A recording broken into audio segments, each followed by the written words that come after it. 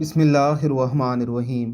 سیدنا عبداللہ بن عباس کہتے ہیں کہ رسول اللہ صلی اللہ علیہ وسلم نے فرمایا، جان لو اگر سارے لوگ تمہیں نقصان پہنچانے کے لیے اکٹھے ہو جائیں تو وہ صرف اتنا ہی نقصان پہنچا سکتے ہیں جتنا اللہ نے تیرے مقدر میں لکھ دیا ہے۔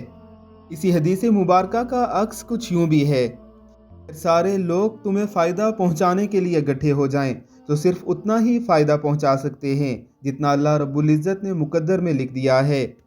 نفع و نقصان اللہ رب العزت کے ہاتھ میں ہے۔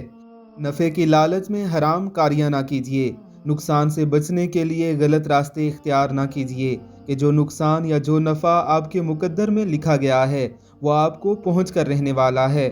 ساری کائنات مل کر وہ چیز آپ سے نہیں چھین سکتی جو اللہ آپ کو دینا چاہے، اور ساری کائنات مل کر وہ چیز آپ کو نہیں دے سکتی جسے اللہ رب العزت آپ سے روک لیں۔ اللہ رب العزت ہمیں سمجھنے کی توفیق عطا فرمائے۔